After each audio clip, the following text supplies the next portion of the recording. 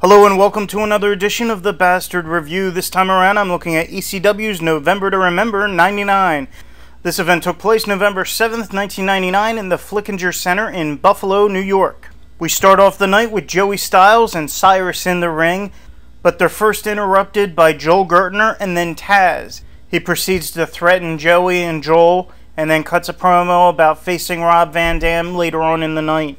Our first match is Simon Diamond taking on Spike Dudley. This comes about when Simon cuts a promo about his partner Dick Hertz, and yes, that is the wrestler's name. Jazz comes down to have words with Simon, and then is attacked by Dick, and Spike more or less comes out to her aid, I guess.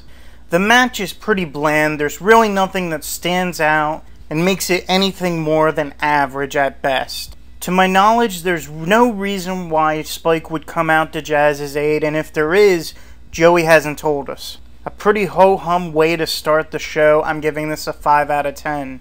Now immediately after the match, Spike is attacked by Little Guido and Sally Graciano. Then Nova comes down and attacks Guido, and we have a match between the two of them. I can kind of see why Nova would attack Little Guido, but I can't see why he would come to Spike's aid. They really haven't had any interaction with each other. Again, this is just another average match that has really nothing going for it.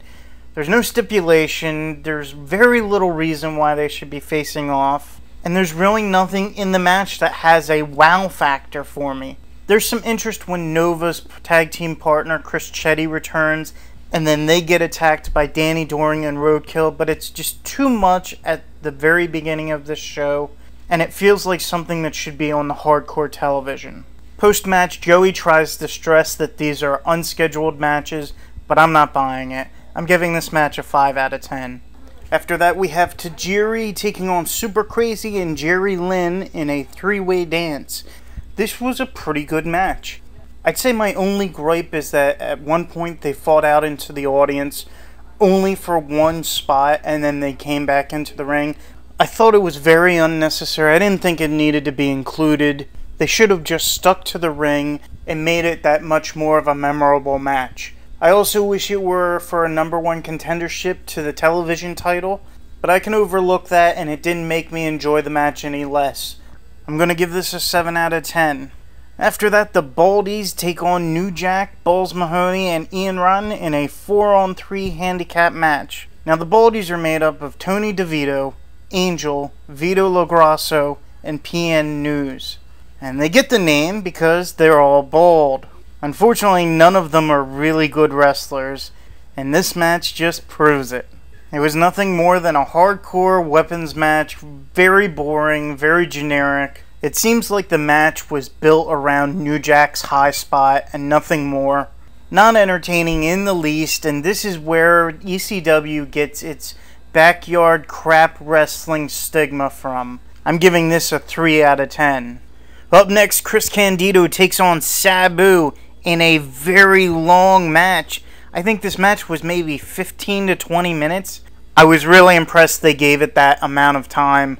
They seem like an odd match. Candido is more of a mat-based powerhouse wrestling, and Sabu is a high flyer. But they managed to put on a pretty decent match. They have some past history with each other when Candido was part of the Triple Threat, but that was over a year ago, and this match didn't have any build-up to my knowledge. It's just another case of two wrestlers thrown together on a pay-per-view card for no real reason. Candido does a nice top rope leg drop, trying to send Sabu through the table, but Sabu moves at the last minute, and Candido is the only one who goes through the table. Sabu also does a nice top rope Hurricane Rana on Candido. There is one spot that doesn't make sense. At one point, Sabu goes high risk on Candido on a table, and Tammy interferes, pushing Candido off of the table. Then Bill Alfonso comes in and attacks Tammy and puts her on the table. Candido gets back up, attacks Bill, and pushes Tammy off the table, but he leans across the table and Sabu comes down on him. I think it looked really stupid and it looked very obvious. Otherwise, this was a pretty good match. I'm going to give this a 7 out of 10. After that, Mike Awesome defends his ECW World Heavyweight title against Masato Tanaka. Now, Mike won the title back at Anarchy Rules when he interjected himself into the match between Masato and Taz. It's an odd match because you'd think Taz would interject himself somewhere along this match because he wants the title back, but instead he's going after RVD's television title. It just doesn't really mesh for me. Regardless, this is a really great match, and it's definitely better than when they faced each other at Living Dangerously 98.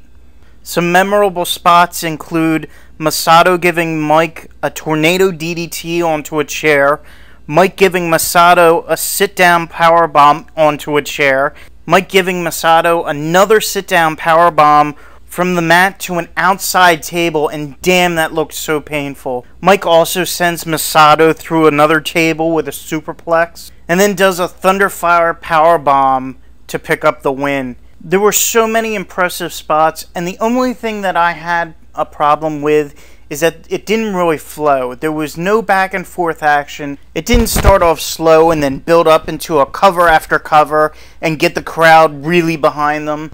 It just felt like it was a spot after spot, and while that really wowed the crowd, it didn't get them into a frenzy for the finish. So a really impressive match. I felt like it could have been booked a little better. I'm going to give this an 8 out of 10. After that, we have Taz taking on Rob Van Dam for the ECW World Television title. Again, this is an odd matchup because I would think Taz would be going after the heavyweight title. And again, there's really no build-up to this match. Taz cuts a promo earlier in the night, but I think this match would have benefited greatly with a video package.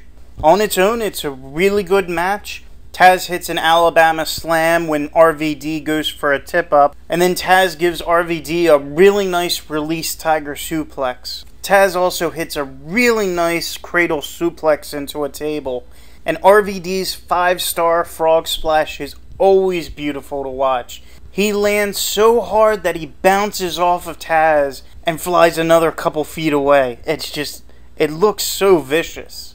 A great title match, but it could have been served so much better with a story. I'm giving this an 8 out of 10. Finally, we come to our main event. Rhino, Just Incredible, and Lance Storm take on Tommy Dreamer, Raven, and the returning Sandman. As 6-man tag matches go, this was pretty entertaining. One spot that I really liked, Justin goes for a baseball slide into Sandman in the corner, but Sandman moves out of the way and Justin gets nutted instead. I really like how they play Raven off on Tommy and Sandman. He came back and he's not a face. He hates Tommy still, and they're only tag team champions because of a fluke pin by Raven. I'm really interested to see where this all goes. They've got a really good story going on here, and this match only furthers the story between all of these men. My one gripe is that it really didn't feel like a main event. I think one of the title matches should have ended the show. Either one of them would have worked perfectly in this spot. But still, not too shabby. I'm going to give this a 7 out of 10. Overall, ECW's November to Remember 99 is a slightly above average pay-per-view. There's 2 matches on here that I would recommend taking a look at. The rest of it is good to average, and one match that shouldn't have even been on here to begin with. ECW Compilers will probably want this for their collection, but if you're just a casual fan, like I said, the 2 title matches are worth your time, and that's about it. I'm giving this a 6 out of 10. Thank you for listening. Please tune in again to another Bastard Review when I review another wrestling DVD in my collection or anything else that crosses my path.